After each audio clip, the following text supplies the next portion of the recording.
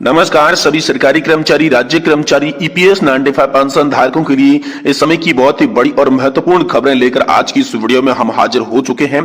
दोस्तों सभी सरकारी कर्मचारी, राज्य कर्मचारियों के लिए बहुत ही महत्वपूर्ण और इंपोर्टेंट खबर निकल कर आ रही है।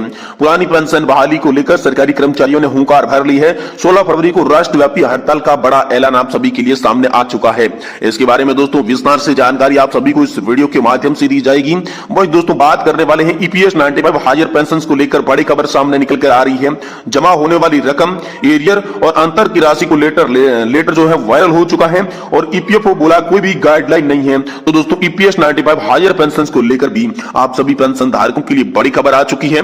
वही ईपीएस 95 पेंशन पर ताजा खबर है। सेंट्रल बोर्ड ऑफ ट्रस्टीज की मीटिंग को लेकर भी आप सभी के लिए बड़ा फैसला सामने आया है, जिसमें पेंशन बढ़ोतरी फाइनल होने पर भी दोस्तों आदेश जारी हो चुके हैं, जिनके लिए 65 लाख पेंशन धारकों को 3 अलग अलग कैटेगरी के अंदर बांटा गया है और 3 कैटेगरी के अनुसार दोस्तों उनके लिए अलग अलग जो पेंशन की टेबल है, पेंशन की लिस्ट है, वो भी जारी कर दी जा चुकी है। तो संपूर्ण जानकारी आप सभी को देंगे कि किनको कितनी पेंशन मिलेगी, किन लिस्ट के आधार पर कौन कौन से पेंशन धारक शामिल होंगे। वही 16 फरवरी को राष्ट्रव्यापी हड़ताल कहां पर और कैसे होने वाली है, इसमें क्या क्या मुख्य मांगे रखी जाएगी, इसके बारे में भी बात की जाएगी।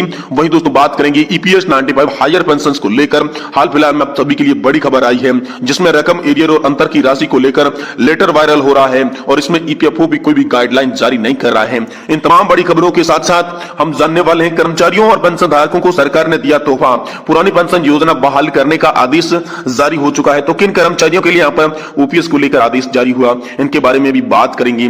संपूर्ण जानकारी वीडियो के अंदर है, इसलिए आपसे निवेदन है कि वीडियो को आप लास्ट तक देखें। तो सबसे पहले बात करते हैं ईपीएस 95 पेंशन को लेकर ताजा खबर क्या आ रही है।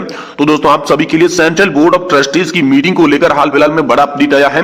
4 मंत्रालय के अंडर में आने वाली सेंट्रल बोर्ड ऑफ ट्रस्टीज की मीटिंग आप सभी के लिए इस साल की पहली मीटिंग 2 दिन बाद होने वाली है, जिसकी मुख्य अध्यक्षता दोस्तों 4 मंत्री भूपेंद्र यादव करने वाले हैं। लगातार ईपीएस 95 पेंशन धारक सेंट्रल बोर्ड ऑफ ट्रस्टीज की मीटिंग का इंतजार कर रहे थे, क्योंकि सीबीटी की बैठक के अंदर ही पेंशन से जुड़े तमाम मुद्दों को सॉल्व किया जाता है, जिसमें ब्याज दरों पर फैसला करना हो, पेंशन वितरण करना हो, पेंशन का जो फंड है जमा हुआ उसे निवेश कहां पर करना हो जिससे बेहतर रिटर्न और उच्च पेंशन मिल सके। इन तमाम बड़े मुद्दों पर फैसला सेंट्रल बोर्ड ऑफ ट्रस्टीज की मीटिंग के अंदर ही लिया जाता है। इसलिए दोस्तों लगातार सेंट्रल बोर्ड ऑफ ट्रस्टीज की मीटिंग की यहाँ पर जो मांग हो रही थी और इसी मांग के बीच आप सभी के लिए बड़ा ऐलान आया है कि 10 तारीख को आप सभी के लिए सेंट्रल बोर्ड ऑफ ट्रस्टीज की मीटिंग होने वाली है, जिसमें आप सभी के लिए बड़े फैसले लिए जाएंगे। इसके बाद दोस्तों 65 लाख पेंशन धारकों के लिए 3 अलग अलग लिस्टें भी जारी कर दी जा चुकी है, जिसमें दोस्तों न्यूनतम पेंशन जिन्होंने यहाँ पर ईपीएफओ के अंदर 15,000 रुपए की सैलरी लिमिट के आधार पर कर्मचारी या फिर वर्कर रहते हुए तकरीबन 15 से 20 साल का कंट्रीब्यूशन दिया है, उन सभी को दोस्तों यहाँ पर जो पेंशन है 5,000 रुपए तक की मिलेगी या थोड़ी इससे कम मिलेगी। दोस्तों ये तो उनके कंट्रीब्यूशन पर आधारित निर्भर करता है, लेकिन 20 साल तक का कंट्रीब्यूशन करने वाले पेंशन धारकों को पहली लिस्ट में रखा गया है, जिनके तहत कहा गया है कि उनकी एवरेज पेंशन जो है वो 5,000 रुपए प्रति माह और साथ ही साथ आप सभी को महंगाई भत्ता, महंगाई राहत भी देखने को मिल सकती है। वही दोस्तों दूसरी यहाँ पर लिस्ट की बात करें तो जिन भी कर्मचारियों ने यहाँ पर 20 से लगाकर 35 साल तक का कंट्रीब्यूशन जो है वो लगातार 15,000 रुपए की सैलरी लिमिट के आधार पर ईपीएफओ के अंदर किया है, तो उन लोगों को 7,500 की पेंशन मिलेगी और ऐसे पेंशन पाने वाले तकरीबन 35 लाख लोगों की संख्या यहाँ पर जो है बताई जा रही है। वही अंतिम और तीसरी लिस्ट की बात करें तो 9,000 रुपए पेंशन को लेकर बड़ी खबर है आप सभी के लिए। 9,000 रुपए की पेंशन उन लोगों को मिलने वाली है जिन्होंने यहाँ पर हायर पेंशन का ऑप्शन चुना था और 15,000 रुपए की सैलरी लिमिट से अधिक उनकी एक्चुअल बेसिक सैलरी के आधार पर योगदान किया था, तो उन्हें जो है पेंशन ज्यादा मिलेगी। लेकिन बताया यह जा रहा है कि 9,000 रुपए की पेंशन उन्हें न्यूनतम मिलेगी। कर्मचारी ने ज्यादा योगदान किया है तो इससे ज्यादा की पेंशन भी उन्हें देखने को मिल सकती है।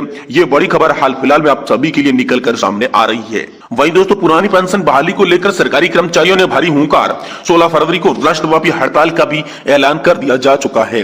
जी हां दोस्तों, पुरानी पेंशन बहाली, दैनिक वेतन भोगी कर्मचारियों की रेगुलेशन, 8वें पे कमीशन का गठन, 18 महीने का बकाया डीए और डीआर, निजीकरण पर रोक आदि मांगों को लेकर कर्मचारी 16 फरवरी को राष्ट्रव्यापी हड़ताल करेंगे। कर्मचारियों ने सभी मांगों का समाधान नहीं किया गया तो दोस्तों भाजपा और उनके सहयोगी दलों को चुनाव में कर्मचारी पेंशनर्स और उनके परिवारों की नाराजगी का सामना सामना करना पड़ेगा। ये ऐलान दोस्तों हाल फिलहाल में आप सभी के लिए सिंचाई भवन में आयोजित मंडलीय कर्मचारी सम्मेलन को संबोधित करते हुआ है। सम्मेलन की अध्यक्षता कर रहे चतुर्थ श्रेणी के राज्य कर्मचारी महासंघ के राज्य अध्यक्ष अशोक सिंह ने कहा कि इस सम्मेलन में दोस्तों वाराणसी, भदोही, सोनभद्र, चंद्रौली, प्रयागराज, आजमगढ़, मिर्जापुर आदि जनपदों के सैकड़ों संख्या में पदाधिकारी और कार्यकर्ताओं ने भाग लिया है। सम्मेलन में अखिल भारतीय राज्य सरकारी कर्मचारी महासंघ के राष्ट्रीय अध्यक्ष सुमित लांबा भी आए थे। साथ ही दोस्तों यहाँ पर जो है कई वरिष्ठ नेता भी मौजूद रहे थे। कर्मचारी सम्मेलन में 16 फरवरी की हड़ताल में बढ़ चढ़कर शामिल होने का फैसला किया गया और राज्य में काम कर रहे सभी कर्मचारी संगठनों से हड़ताल में शामिल होने का भी आह्वान किया गया। दोस्तों हड़ताल में मुद्दों के कर्मचारियों तक पहुंचाने के लिए यहाँ पर जो है सभाएं भी आयोजित की जाएगी। सुमित लांबा ने संबोधित करते हुए कहा, उन्होंने कहा कि केंद्र सरकार पुरानी पेंशन बहाली व 8वें पे कमीशन के गठन से इनकार करके कर्मचारियों और पेंशन धारकों के जले पे नमक छिड़का है। उन्होंने कहा कि देश में लाखों की संख्या में गैर कानूनी तरीके से स्वीकृत रिक्त पदों पर दैनिक वेतनभोगी ठेका कर्मचारियों पर जो है वर्षों से लगातार लगाए हुए हैं, जहां पर इन नौजवानों को न तो नियमित किया जा रहा है और न ही समान सुरक्षा, समान लाभ और समान वेतन प्रदान किया जा रहा है। आए दिन ईएसआईसी और ईपीएफ के घोटाले उजागर हो रहे हैं। उन्होंने कहा कि केंद्र और राज्य सरकार पीयूसी के करीब 1 करोड़ रिक्त पद है, लेकिन 2 करोड़ रोजगार हर साल देने की गारंटी देकर सत्ता में आई सरकार इन पदों की पक्की भर्ती नहीं कर रही है। उन्होंने जन सेवा के विभाग और पीएसयू से तेजी से निजीकरण किया जा रहा है, ऐसा दोस्तों उन्होंने कहा है। उन्होंने कहा कि केंद्र सरकार बड़े पूंजीपतियों की लाखों करोड़ रुपए राइट ऑफ कर रही है और लाखों करोड़ रुपए के टैक्स को माफ किया जा रहा है। आयकर छूट की सीमा को नहीं बढ़ाया जा रहा है, लेकिन कॉर्पोरेट सेक्टर के 30 से घटाकर 22% कर दिया गया है। उन्होंने सभी कर्मचारियों से 16 फरवरी की हड़ताल को सफल बनाने का भी बड़ा आह्वान किया है। वही दोस्तों ईपीएस 95 हायर पेंशन को लेकर ताजा खबर निकल कर आ रही है। जमा होने वाली रकम, एरियर और अंतर की राशि को लेकर वायरल हो रहा है और ईपीएफओ इसमें कोई भी गाइडलाइन भी जारी नहीं की है। जी हां दोस्तों, ईपीएस 95 पेंशन को लेकर बड़ी खबर है। सोशल मीडिया पर एक मैसेज बहुत तेजी से वायरल किया जा रहा है। इसमें डिफरेंस राशि में समायोजित की बात कही जा रही है। दोस्तों पहले आप इस वायरल मैसेज को देखिए कि क्या लिखा हुआ है। देखिए, आखिरकार ईपीएफओ द्वारा संशोधित पेंशन के आदेश जारी करने की कार्यवाही आरंभ करने का एक प्रमाण मिला है। इस आदेश में राहत की बात यह है कि ईपीएफओ ने कर्मचारी में जमा करवाई जाने वाली राशि, पेंशन एरियर की राशि के शुद्ध अंतर की राशि को भी जमा करने की बात कही है। इस प्रक्रिया में कर्मचारी को बड़ी राहत मिल जाएगी।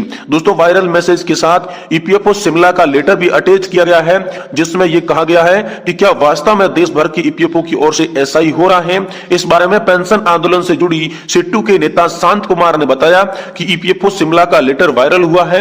इसको लेकर हम लोगों के ईपीएफओ रायपुर कार्यकर्ताओं से संपर्क किया है। वह स्पष्ट रूप से बोल दिया गया कि अंतर की राशि को समायोजित करने बाबत उनके पास कोई भी आदेश नहीं है। अगर किसी क्षेत्रीय कार्यालय ने यह आदेश निकाला है तो इसके बारे में कुछ भी नहीं बोल सकते। वहीं ईपीएफओ सेंट्रल की तरफ से भी इस भविष्य पर स्पष्टीकरण नहीं आया है। दोस्तों ईपीएफओ बोल रहा है समायोजन की कोई भी गाइडलाइन नहीं है। दोस्तों शांत कुमार ने बताया कि ईपीएफओ रायपुर का कहना है कि सबसे पहले आपकी राशि जमा करनी है, समायोजित की गई कोई भी गाइडलाइन नहीं आई है। चर्चा यह भी है कि शिमला की तरफ से कोयम्बटूर ईपीएफओ ने यहाँ पर जो है राशि समायोजित करने बाबत पत्र जो है जारी किया है। दोस्तों यहाँ पर जो हम अब आपको बताते हैं कि वायरल लेटर में आखिर लिखा क्या क्या है। कर्मचारी भविष्य निधि संगठन सर्वोच्च न्यायालय द्वारा पारित निर्णय का क्रियान्वयन कर रहा है। सूचित किया जाता है कि आपके नियोक्ता के माध्यम से आपके द्वारा प्रस्तुत ऑनलाइन संयुक्त विकल्प की जांच करने और मंजूरी से आवश्यक औपचारिक और अनौपचारिक रूप से पूरा करने के बाद सर्वोच्च न्यायालय के दिनांक 4/11/2022 के फैसले के अनुसार आपकी पेंशन में संशोधन किया जाएगा। ये मैसेज इन दोनों दोस्तों आप सभी के लिए वायरल हो रहा है, लेकिन तमाम जो ईपीएफओ के कार्यालय है वो कह रहे हैं कि ऐसी कोई भी गाइडलाइन नहीं आई है। इससे आपको सावधान रहने की जरूरत है। वही दोस्तों 16 फरवरी से आप सभी के लिए राष्ट्रव्यापी हड़ताल का ऐलान हो चुका है। सभी कर्मचारी जो है पुरानी पेंशन बहाली की मांग को लेकर राष्ट्रव्यापी हड़ताल करेंगी। वही सेंट्रल बोर्ड ऑफ ट्रस्टीज की मीटिंग का भी आप सभी के लिए अनाउंसमेंट हो चुका है, जिसमें पेंशन से जुड़े बड़े मुद्दों